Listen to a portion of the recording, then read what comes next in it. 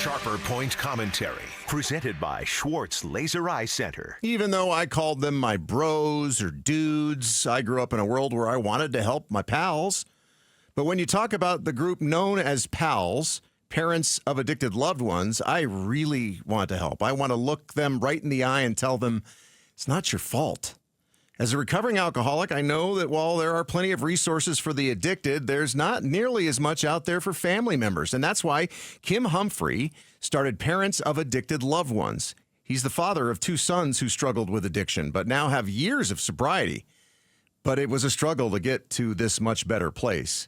And like so many parents of people struggling with addiction, I would have never, ever thought this was going to happen in my family. And then when we were faced with it, wow, we just didn't know where to go. We didn't know what to do. And, you know, I guess you think, you know, as a somebody in the police department, you'd be, I'd see this coming. And I did not. I just did not. Yes, addiction came into the life of the family of a cop, but not just any member of the police department, because Kim Humphrey was a Phoenix police commander.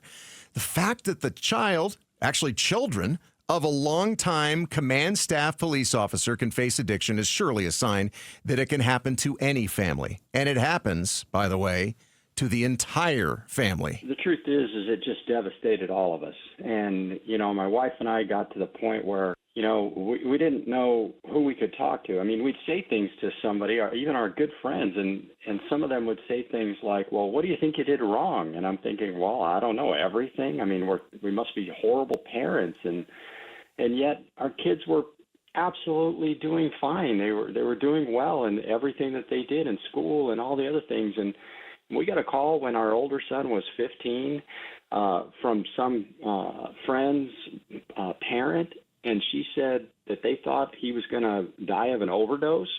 I mean, we were like, but he's not even having problems. We don't even know what you're talking about. You haven't called the wrong house. But after testing their son, they realized that addiction had also visited their house. Parents aren't at fault that their kids become addicts or alcoholics, although I know people in my recovery meetings whose parent not only gave them their genetic makeup, they also gave their kid their first drink or drug just to make sure those addiction genes kicked in.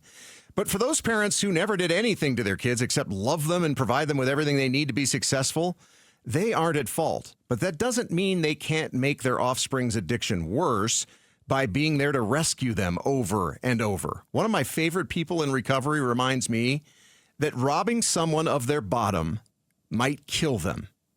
That's why I suggest you look into a group called Al-Anon and maybe think about attending this Parent of Addicted Loved Ones one-day conference. It's October 5th at Grand Canyon University.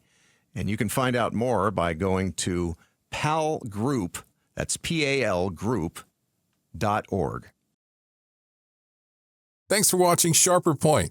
Click to see more from Arizona's morning news and tap the button in the middle to subscribe.